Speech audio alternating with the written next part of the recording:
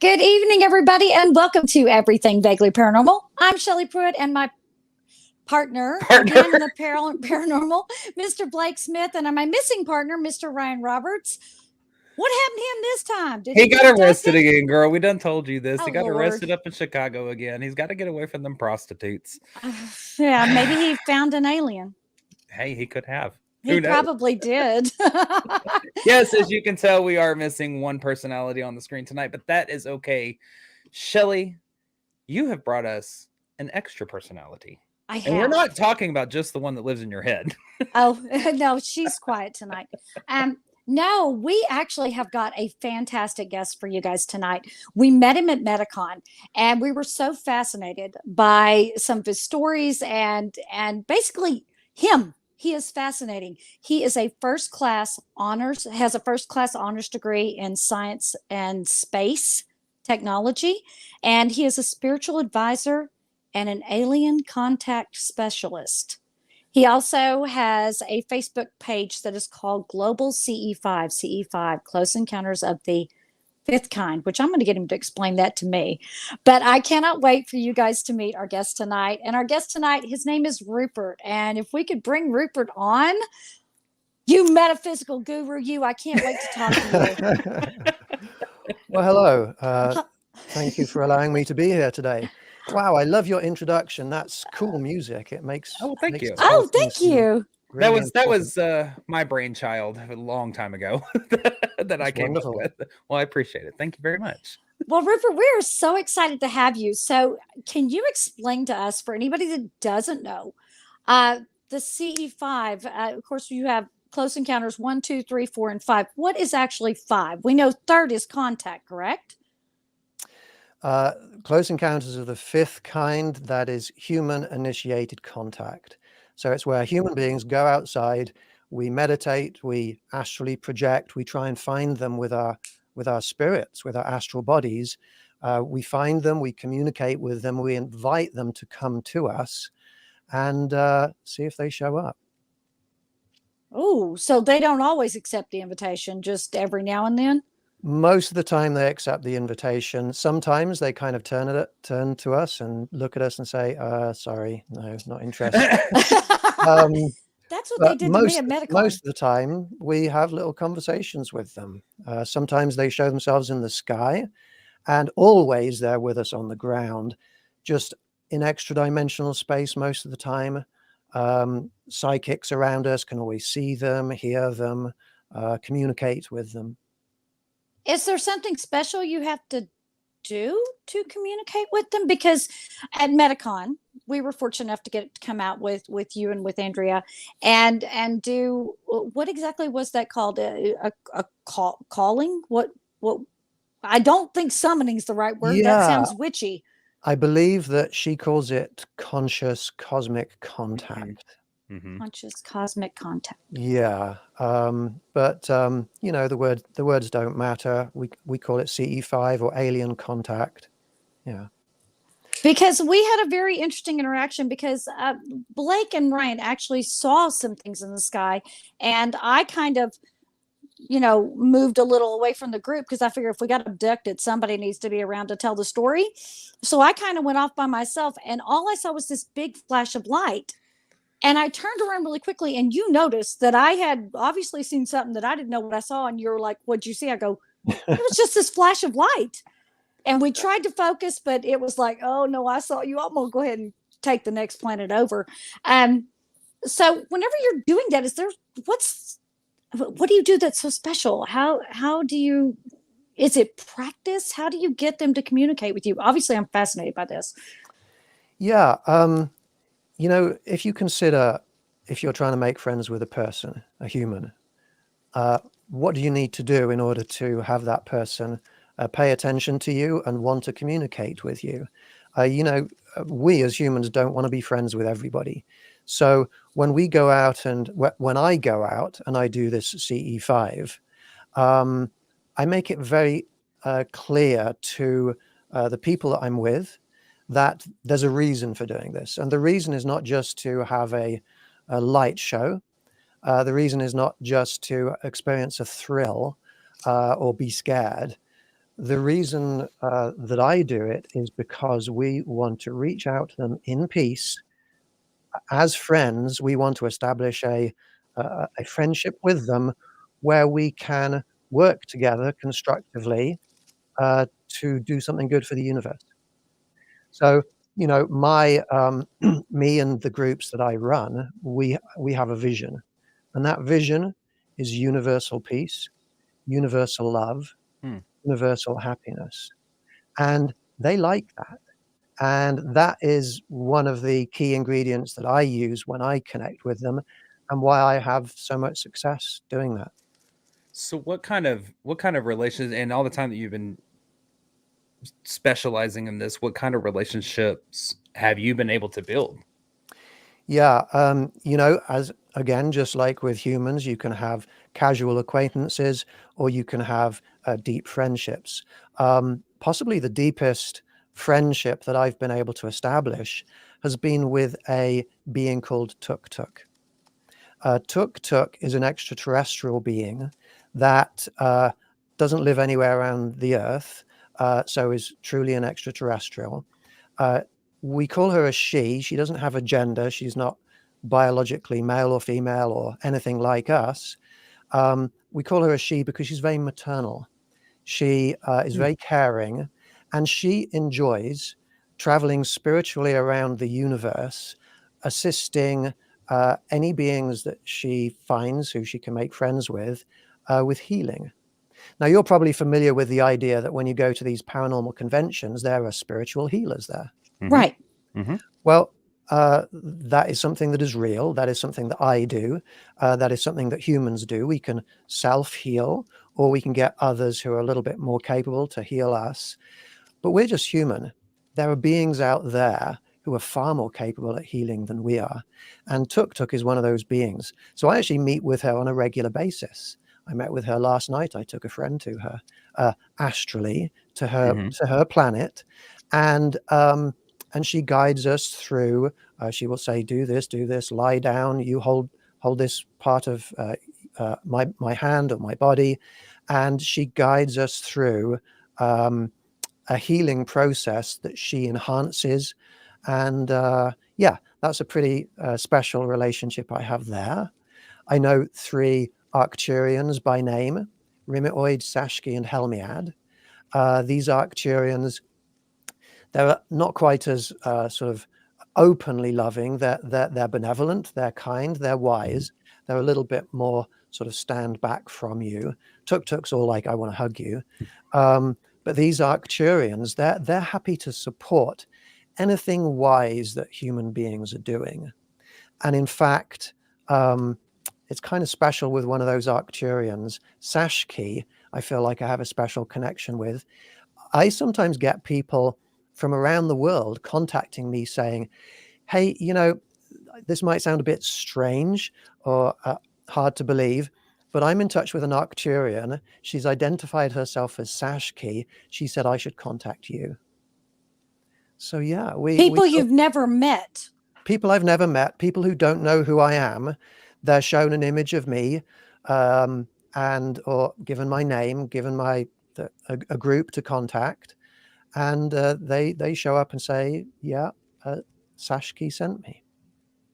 And I kind of want to, I feel like I want to throw something in here real quick about the Metacon in Kansas City and things like that, because when I first, I'm gonna just speak very bluntly and truthfully, when we first were like, hey, we're gonna go out here and we're gonna do this calling, this group thing outside the hotel where we're gonna experience this CE5, I was pretty kind of like on the fence. I was like, are we gonna experience thing? Is it gonna work? Is this something that can truly happen? And I'm here to tell you right now, those that are watching and listening, I experienced things that I can't explain. I saw things that I can't explain. So when we had that collective moment together, because there was probably about 20, maybe 20 of us 20, out there, 25 out somewhere there, in yeah. there, experiencing all this stuff, seeing all these things in the sky, we knew we wanted to talk to Rupert further.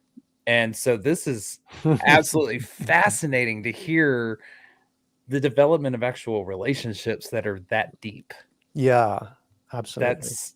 That's fascinating to me. Sorry. And I do just want to point out that event, anything that happened there, really, Andrea was responsible for that. Mhm. She goes out and she doesn't do any of the same meditations I do. She sings to them. Yeah. Yes. Yeah, I She thought that sings was to them, fascinating. and she's got such love in her heart. They Oh my come to God, her. yes, she does. Yeah. She does. She is very, just She's very motherly and caring, and galactically motherly connected. Yes. She's Yeah. like a galactic mother. It's like she embraces everything. She knows you, doesn't know you, knows them, doesn't know that. She's like, come on, here I am. Let me give you a hug. Yeah. And do you think that's really truly the way you have to approach it now? If you do approach it like that, just like there are good and bad people, we got some naughty aliens running around out there too. Some bad guys. Well, that's a good question. Now, if we're talking about aliens, we're talking about trillions of different beings throughout the universe. I'm sure some of them are not so pleasant to meet.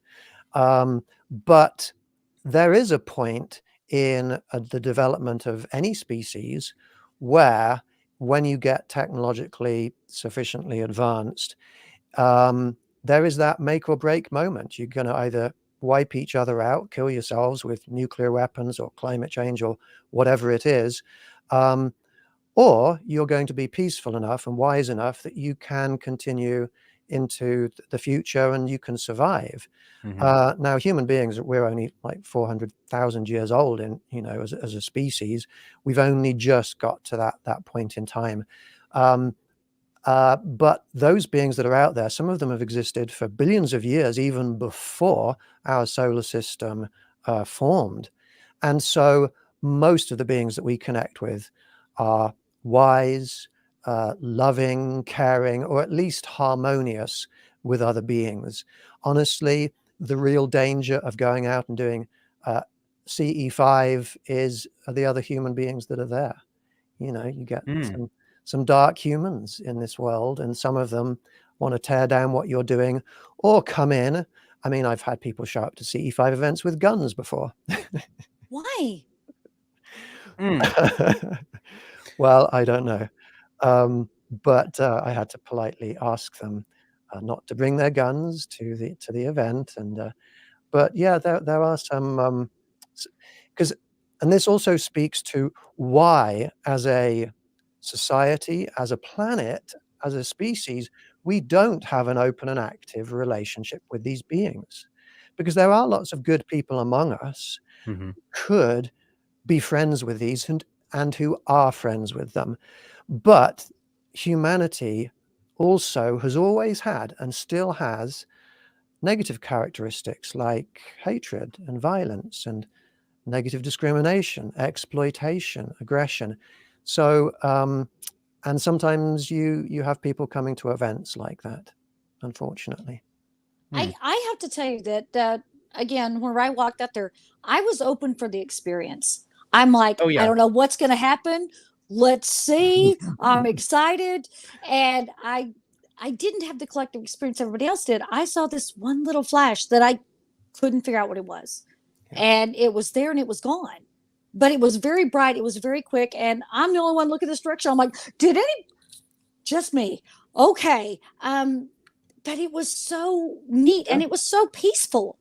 I was never at any moment scared. I never felt at any moment threatened. I basically sat there with my mouth up and going, did that really just happen? Yeah, that was probably them seeing that you were reaching out to them, and they said, "Boop, Shelley, yes, we're here, just so you know." And I went, oh crap, they know where I'm at now. So it's like, I'm on the radar. Oh shit. Uh-huh. So go ahead. I just lost my train of thought. Go ahead with yours. It'll come back Okay, to me. I was going to ask because there is this theory that, and this comes from another experience I had at Metacon, that there are some people that actually have alien DNA. Is that could be through either it's been injected, it's been hereditary. Is that, in your opinion, possible? It's certainly possible. We live in many ways a messed up society, and a lot of people don't feel like they fit in because It's so unnatural and so messed up. And I think a lot of people not feeling like they fit in feel like they've got to come from somewhere else. And I think there is a psychological tendency for many people to just think, I can't be human. I can't be the same species as these people are doing this and that.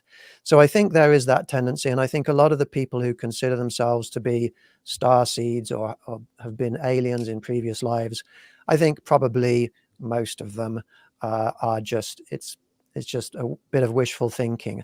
However, I do think that it is, I do know that aliens are interested. Some species of aliens are interested in helping us to evolve to a higher level of being. And I know that some people whom the aliens feel would be valuable to be on their side, they're being manipulated spiritually.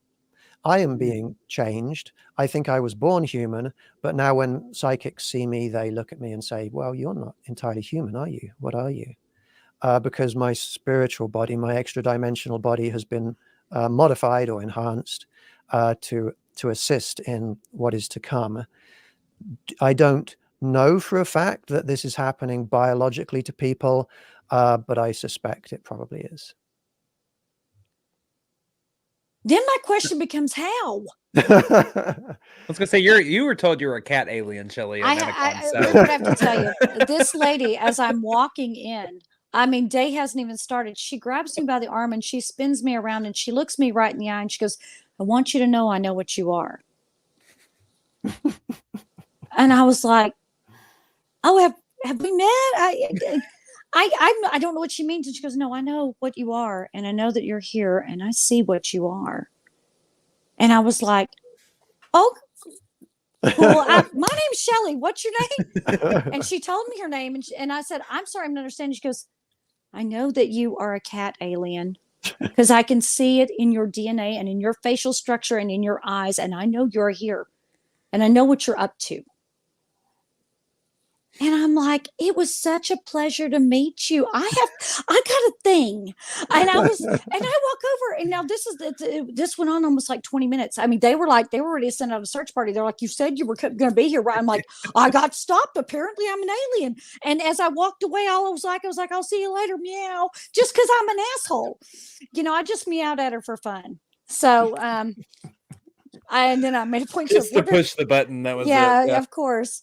So that leads me to the question of the different potential, because I've heard from several people, there are different strands, like strange strands, beings, species, lizard people, races, even. I mean, like humans have races, things like that. Right. There are different species. There are different variations of aliens. One of them does seem to be cat-like. Are you lying to me? Don't lie to me, Rupert. No, it's true. It's true. Oh, great. And it sounds odd, and it sounds like, bad prosthetic makeup in a Star Trek episode or something, because scientifically, the idea of on another planet, first of all, humanoids evolving is nonsense. Okay, that's just not going to happen. And if it is going to happen, it happens for a blink of an eye in the billions of years of evolution on any planet, and then you have something different. So the fact that all of the aliens that people are seeing on this planet seem to be humanoid, that's nonsensical from a scientific perspective. If you're talking about evolution occurring of these beings on another planet, but that's not what is happening.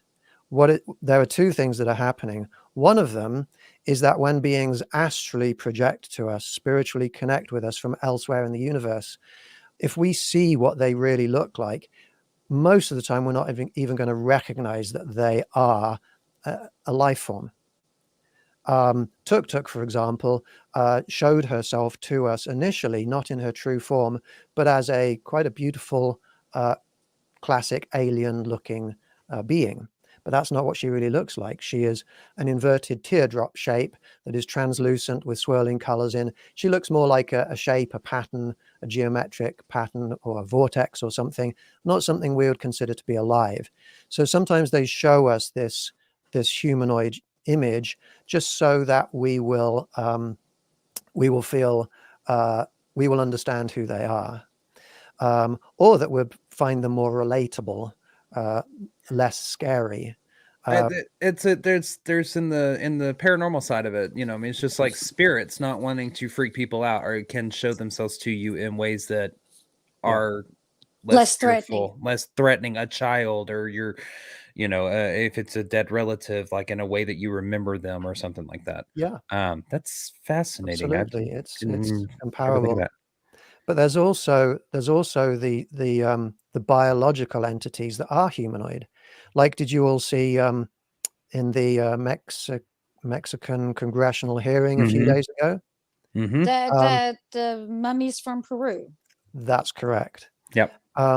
So they look humanoid. Now, I've actually been following that story for about 6 years, and as a scientist, I've been following the science of it. And even though there's a lot of dismissive press about them, those scientific studies are real. You can't fake those scans and things and the DNA testing and stuff. They're real entities, but it's confusing because why are they humanoid? Well, let me explain this one point, because it's kind of important. When we as human beings go exploring the universe away from a habitat or an environment that we are not adapted to be in, we have to take some kind of artificial environment with us. We have to wear an environment suit. When extraterrestrials came to this planet hundreds of thousands of years ago, or even millions of years ago, they realized they're not suited. Well, they knew that they're not suited for this planet and this environment. So they have to make themselves an environment suit. And the way they make an environment suit is they look and see, well, what's already evolved, adapted for this environment, and they see all the life forms below, and humans is one of the most advanced. So they take human DNA and they construct themselves, they engineer a environment suit out of that DNA that their spiritual bodies can then inhabit. But humans are not perfectly evolved, so sometimes they take bits of reptile DNA and mix that in as well, or insect DNA, or even cat DNA. We're gonna go back to the cats. That's it. That's fascinating. I was about to think I was off the hook with the cat DNA. You're telling me I may not be. Hey, I was going to make another point, you're though, because he just talked about interdimensional bodies. I mean, Shelley, maybe that lady was seeing yours. I have no idea. Maybe somebody was borrowing my meat suit just to hang out at the Metacon. They're hitching a ride. Maybe so. Could have been. Well, your spirit may be more advanced and mature than other people's because of what you do and the experiences you've had. Maybe people can pick up on that. I don't think so. I don't. I mean, you use the word mature and Shelley in the same sentence. It's probably I'm not going to true. go ahead and so before Blake sings me, I'm just going to sing myself. So, okay. So you can actually teach people that would like to learn how to do this. You can actually teach them how to do that. Is this something that they can come one time and learn, or they can learn the basics one time and then through practice they can do, or is it something you need to kind of guide them through step by step for the first 2, 3, 4, 5 times they do it? It depends where you're starting from. A lot of people have natural psychic ability. I'm sure you guys know in your paranormal investigation teams, sometimes somebody comes along that can just see things or pick up on things. So they're already most of the way there. So a lot of the teaching I need to do is just the procedure. Once they've got it, and they can go away and do it themselves. But the hardest part to teach, or the bit that takes the longest, is making oneself as a human being worthy of being their friends in their eyes. Because when they look at humanity and they see how destructive, aggressive, unfriendly we are, and how, even to ourselves, let alone to other species, it's people need to learn a lot in order to become spiritually or morally enlightened, wise, and ascend to high enough levels that these beings are interested in more than just casual communication. Is Uh, it, I mean, is that? Do you think that has a lot to do with and why they're just not? I mean, I'm probably answering my own question here, but why they're just not here? A lot of people always ask us why don't they just tell us that they're here? Why don't they just say we're here? Land on And the White House lawn and say hello, and right? in my head, part of me believes I'm like, well, they're already here, but I would like to They hear are your take on that. here. They are here in their billions. There's probably more aliens in our solar system than there are human beings. And they could just reveal themselves to humanity, and so humanity would know. But they're not waiting for us to know about them. Hmm. That's not what they're waiting for. They don't want a relationship with a species that is like us presently. Hmm. And that's going back to the reasons of what you were saying a while ago. Is Yeah. because where we're at. Huh. Okay. If we were to enter into their interstellar community right now, what would we bring with us? We would bring violence, aggression. We'd bring with us a overwhelming desire, at least many people would, to convert the aliens, as Mhm. advanced as they are, into our primitive belief systems. Not all of our beliefs are primitive, but that's basically what would happen. We would exploit them. That's what we do whenever humans go into any new region of land or space or territory. Conquer it, Yeah. and study it. Yep. Well, it's the I think it plays into the fear of the unknown. You fear what you don't know, and I think that that's a human response to that is fight it if you don't know it. Are know? they worried about us? Are they worried? Do you think they're watching us because they're worried that we're going to push a button and blow everything up and completely disrupt all kind of cosmic balance? Yes. Long and short answer, yes. You guys are familiar with remote viewing, right? Yeah. Mm-hmm. Now you can remote view into the past very easily. You can also remote view into the future. We can see what's in the future. We know what's in the future, and the aliens know at least what's in our current future. They know that, and it's not good. And they show us, and we have a lot of people in our groups that see visions of what is coming. It's not good for humanity. Our well, I don't want to go into too much depth because I don't want to disturb your viewers too much, but we are having effects on the Earth, not just in three-dimensional spaces, but in extra-dimensional spaces, and that's where a lot of these beings live. And there are lots of beings, some of whom are very technologically advanced. We see them flying around in craft. Some of whom are not very advanced, relative to aliens, like, for example, Sasquatch or Bigfoot, goblin-type creatures that are out there. Mhm. And they don't have that technological advancement, and they're really being damaged by human activities. I mean, humans are being damaged already by human activities, but they've been coming to us and pleading with us to stop doing what we're doing because we are having a very damaging effect on their environment, even though it's extra dimensional. How so in I'm what not sure way I understand I that. was gonna say in what ways are humans having that effect on their environment? Is it our vibrations? Is it? I mean, I need a little more. I'm not that smart. I don't have a first class honors degree in space science Oh, technology. shut up, Shelley. No, I'm telling you, No, I'm wanting to understand. I know. Well, it's different for different beings. Imagine the animals on the planet could come to us and actually talk to us Hmm. and say, "Hey, this is what you're doing to the oceans," or "This is what you're doing to my underground cavern," or "This is what you're doing to my forest habitat." If animals could do that to us, they would be giving us some very upsetting messages.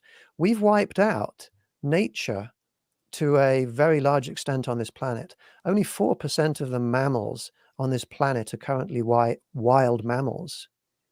A third of the mammals on this planet are humans, which is a very unnaturally big number. And 60% of the mammals on this planet are cows and pigs and the mammals that we eat.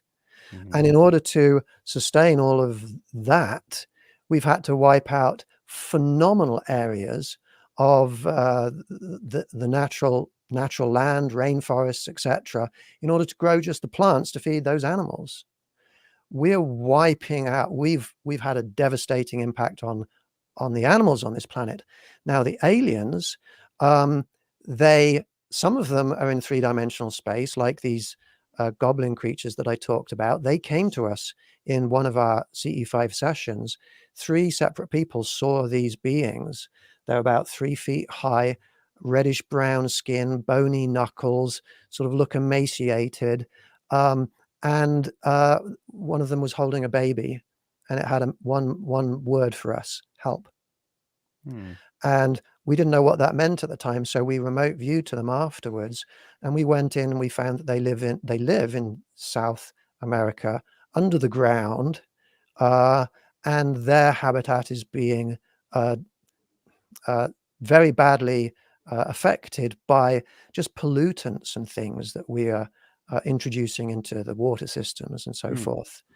But in extra dimensional space, the energy that we are trapping into this planet because of climate change, that's also happening in extra dimensional space also. And in that event that I hosted after Metacon, we had one of the organizers of that event attend my CE5 event. One of the organizers of Metacon came along, very psychic, never done CE5 before. She was in tears because she had one being come to her, one alien being come to her, again with a baby, a different species, pleading with her to help her because it was showing her great devastation that human beings are causing to the earth because of climate change. So we're It's creating real. a really nasty ripple effect. Yeah. Wow. So, I mean, so what stops them from going, we can stop you, and just boom, wave of their hand and we're gone? Because they can assumedly they can eliminate the problem, correct? If they wanted to sorry, I'm not pronouncing very well. Eliminate, if they wanted to I'm with you. eliminate the problem, first of all, they're not like that. Right. They could have done that at any point in our history. They're not violent. They don't wipe people out. Some of them can just leave the planet, go somewhere else, or live in space. The ones, some of them can see the future and know that we're eliminating ourselves. Oh, no need for Our them to do it. population, if I can get on the camera, our population has done this over the last couple of 100 years. It's just about to, let's see, do that. And they can see that, and that's what's happening. It's not going to eliminate humanity, but it is going to act. It's going to act a bit like a flood. The trick is to get oneself in the ark and be on the other side, because what's on the other side is going to be what humanity then becomes. So it's a population reduction that we're going to do to ourselves. We're going to do it to ourselves. There's also the side of it, why don't they just interfere and, with anything that we're doing that's violent? They can interfere if it's going to be something that is like a one-off thing. Like if a meteorite were going to come and crash into the planet and destroy us all, they could interfere with that, and then it would be a long-term solution. But with something like something that is human caused, how do they stop that? Because they would have to change who we are and our behavior, and they could stop it temporarily, but then would go right back into back to it. Yeah. Kind of the whole thing about you can't control free will. They can, a meteor that's coming, and you know what, that's very interesting you say that about the meteor, because we have had several what most scientists would call very near misses with meteors, where it's like, yeah, we're in its path, and then suddenly it goes just a little to the left or a little to the right, and they're going, oh, we didn't expect for it to go that direction. Do you think that that's just actual help when we definitely don't deserve it, apparently? I have no knowledge of that, but I think it's highly probable. I do think that they can manipulate meteors as they hit the sky when we're doing CE5 events.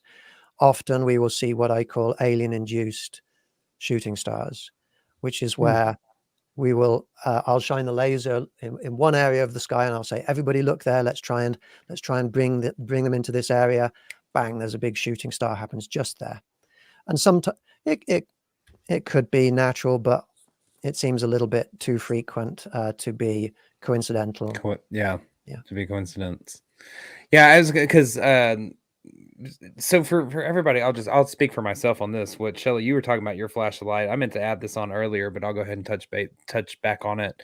For people trying to figure out like what we experienced in that moment outside of the hotel was, for me, just from where I was standing when Andrew went out saying to them, basically it corralled them in a way, or called them forward, if you will, to come and show themselves. We all went into it very open-minded about, hey, we're gonna give this a go. Let's see what we can experience. And it's not like a spaceship didn't come down from the sky and just be like, "Ooh, here we are." It's little pinpoints of light that you had to look for. And what I found really interesting during that whole experience was it was a cloudy night. So there were no stars that we could see. We were near an airport, but my God, we were so close. The planes were basically on top of your head. You could see. Well, and the planes had the alternating red and white lights to let you know that it's a plane.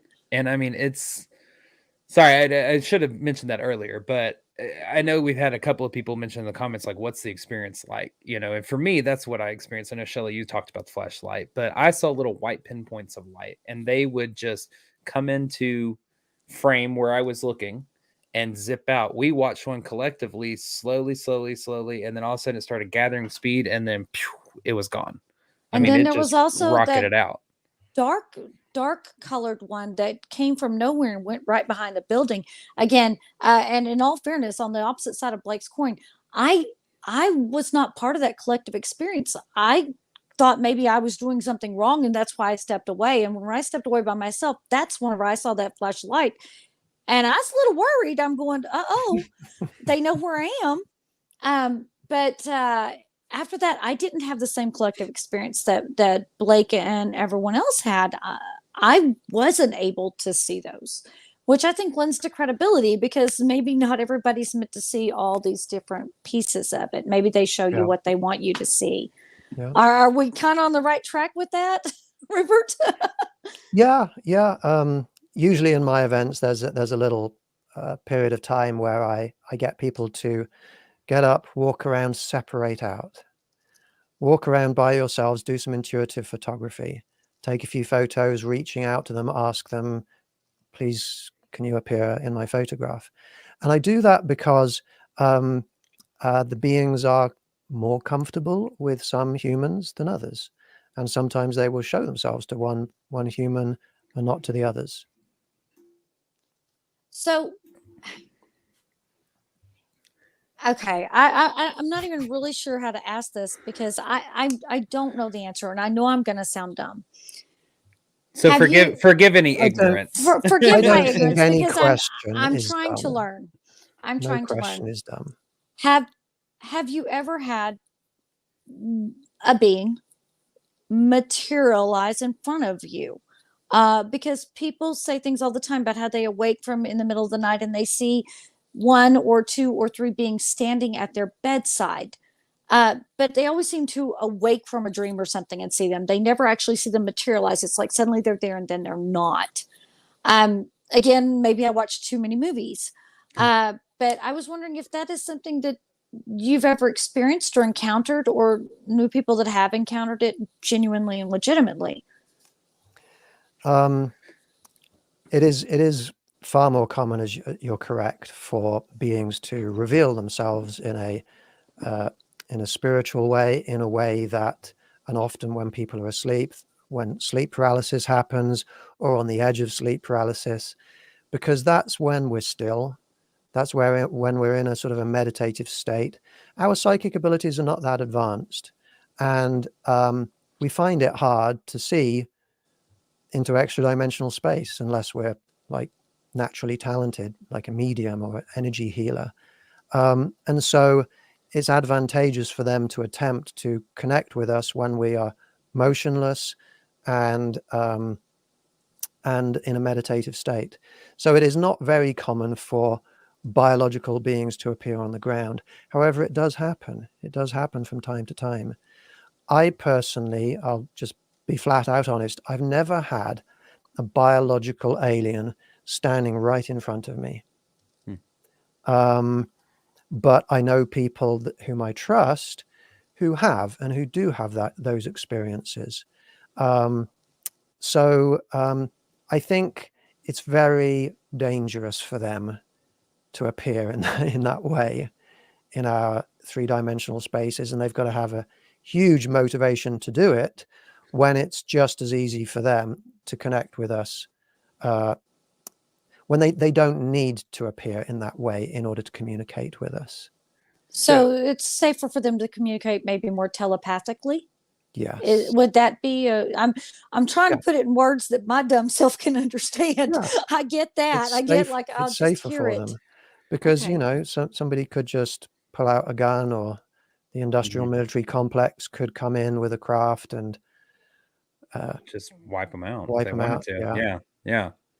Well, and so I know we kind of skirted around this question. We've touched on it, here and there throughout this whole talk, but we haven't asked it pointedly. So, what's the reason for them being here? Why are they here? What do they want? I know that's a question that every one of our viewers are probably wondering. Yeah. Like, why are they here? Well, originally, like hundreds of thousands of years ago, millions of years ago, possibly billions of years ago, there are beings that just explore the universe spiritually, astrally, remote viewing. So, and that's just an exploration. It's like, what's there? It's just natural curiosity, and natural curiosity assists in survival of a species because you figure things out. So that's why that's how they found Earth initially. Why are they here now? Well, they liked Earth and they stuck around, and now Earth is their home.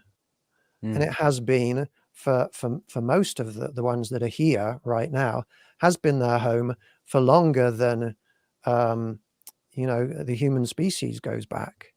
So I refer to many of these aliens as terrestrial aliens because they have had a terrestrial biological body and a reproductive cycle going on in on our planet for many thousands of years. So why are they here right now? Well, this is their home. That's why they're here. They haven't come here to eat us, to kill us, to wipe us out. None of those things make sense. I feel much better. They are just here, and they haven't come here to save us either. But if we connect with them as friends, then they do from time to time come in and heal us or help us or save us. Just like if a little stray kitten were to wander onto your front doorstep and scratch at the door, you might take pity on it and look after it and help it. Yeah.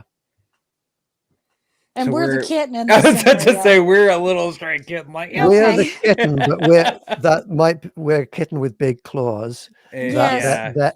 They sometimes don't want to pick up because we're just going to give them a great big bite. Yes. I don't know. I wouldn't help us. We're pretty much jerks.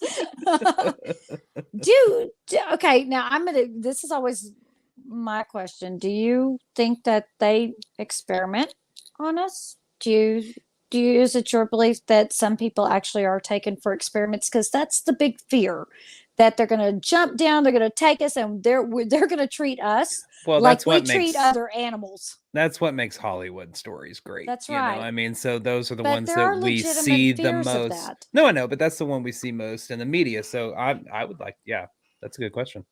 It is a very good question.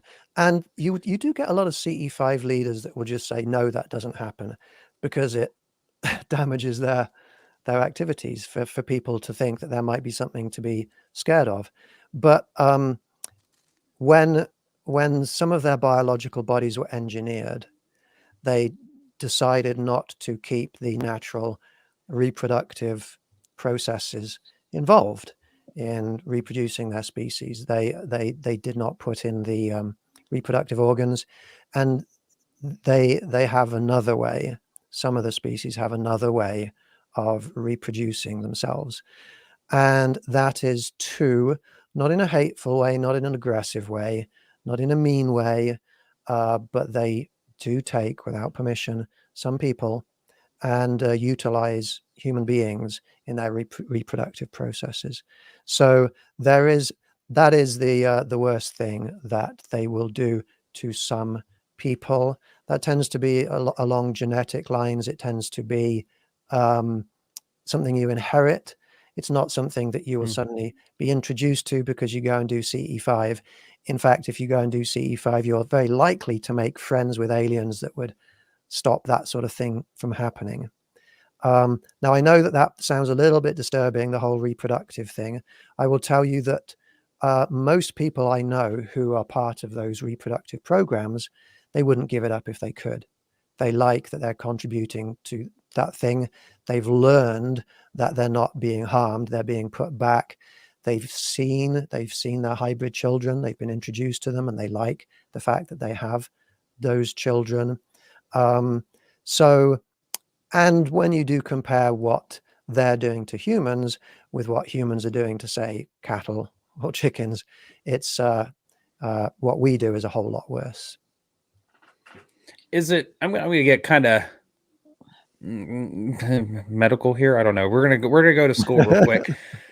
Is it strictly because we know, just reading in alien stories throughout, and all this stuff, alien abduction cases, that a lot of it has to do with sperm harvesting and things like that? Is it for sure sperm harvesting? Is it egg harvesting? Are women taken and impregnate? How, I'm trying to figure out how this reproductive program. Yeah, is it a form of works. selective breeding like we do to animals?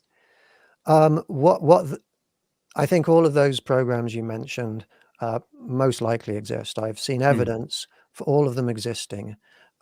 What they're doing when they are reproducing is they're just building their numbers, and they don't care so much about what the body looks like. They don't have the same sort of disgust with associated with the idea of genetic manipulation, and they don't hold on to their very strongly their biological identity in the same way that we do. So they do experiments to determine who would be good to introduce into their reproductive experiments, their reproductive programs. But they're building numbers because there's strength in numbers. That's really what they're doing. And if you ever find yourself on board one of their motherships, you will, wandering around their corridors, you will see that there are a range of different, in some of the species, a range of different hybridization sort of levels. That's fascinating to me. Sorry, no, that's why I wanted to go further into that, because I know that a lot of the stories that we've covered, I went far into depth whenever I covered Travis Walton on here, because he did not think that he was being brought aboard ship for any type of that program at whatsoever. He just thought that they accidentally hurt him. That's why they brought him on board to rehabilitate him and then send him back. And so I've always kind of wondered that. It's always been kind of my question. You always hear these horror stories that I was taken for sperm harvesting and all the, so I just wanted to see if that was. I always want to say, sit down, Bubba. You ain't that good looking. Sit down. I actually have a lot of people in my group who message me and volunteer to be a part of those programs. And they say, I want to be part of their reproductive programs. How can I do that? And so we do actually contact those beings from time to time and negotiate with them and try and help them understand our moral perspective and give them options. I'm not volunteering. I'm not. No, Don't no, sign me thank up. you. Don't put my name down on a pad. I'll go experience them out in nature and My see eggs are them. too And old. You don't want them. Look but like I'm not raisins. signing up for no program. Sorry, I'm good. Me too. I'm good. Even if you got the first biological interview for your show. God, do Blake it, will dang do it. it. Yeah, I'll Blake do will do it. See, you got him. You got him, Rupert. Yes, if they're willing to come on camera, absolutely take me Oh, aboard. if they're willing to come on. I'll befriend all of them. I'll be Yeah, friends you with can them. That's have not a a raisin problem. egg. It's fine with me. If you come on, you can have a raisin egg. You rehydrate that thing, just a little water, whoop, right back to life. I don't There you know. go. We're gonna make Rupert spit out his coffee. So who wants to go and do a CE5? I do. I want to go do a real one with you, Rupert. And I want to, I'll probably be the one that you're going, oh my God, sit down because you're way too excited and they're not going to come because you're going to scare them. How can we come and do one of these with you? Do you have, do you do these monthly, annually? How do you do this? And how can somebody who wants to come and do this with you, how can they find out how to do that? If you join my global CE5 group on Facebook, you'll start to learn the process. If you want to just do it as soon as you can, I do have a Patreon group, and that is also Global CE5, www.patreon.com/Global CE5. And in that, one of the tiers that you can join our membership level on is come to our CE5 community home in California in the Tehachapi Mountains and have a weekend here. And I will lead a CE5 event for you and bring a guest if you want to. I will actually give you a CE5 event in person. If you want alternatives, I have a group, a CE5 group in every single US state. And so you could join Kansas CE5 on Facebook, California CE5, Missouri CE5, etc. And there are occasional in-person CE5 events in those different parts of the country. Nice. So when you come to Texas, I was gonna say we'll have to go find the Texas one. Oh, I'm looking forward to getting back to Texas. There's a lot of stuff going on there. there is, and this small town where I live, what was it, Blake? I think you were the one that made me aware because you had gone and looked up, and there had been several UFO sightings near my little town, or was that Ryan? That was probably Ryan. That was probably Ryan or Yeah, human Ryan had Rolodex. gone and looked up. He says, "Hey," because one night I saw something odd in the sky, and I'm going, "That isn't okay. That isn't the tower that blinks. That isn't this." And it was this weird little line like snake thing that like went through the sky, and then it was just gone. And I called him. I'm going, I don't know what I just saw, but this is weird. And I'm like, hang on. And I try, and of course, it was gone by the time I, whipped the Facebook camera around, or what's it called, the FaceTime. I'm not good with technology. Just I flipped the camera around, and it was too there late. you go. Yeah. And he was like, "There's actually been like 5 sightings around your area," and I'm going, "Really?" So, I have a question though, because is there? I don't know how to ask this though. I'm just going to say it just the way that it's kind of coming to my brain. Hopefully it's going to make sense. Is there a difference from, I guess, their perspective in somebody who has an experience without human initiation versus doing just human initiation? So for instance, let me expand on that. I've had 2 experiences where I've seen things in the sky that I absolutely cannot explain. With lights and something about the size of a car. Both instances, whenever I went to go look back or whatever, it was gone. And I didn't know where it was. I didn't know what it was. I didn't know anything. So if somebody has seen something before, I guess, are they more prone to answer the call during a CE5 for this person than they are for somebody who's never experienced anything?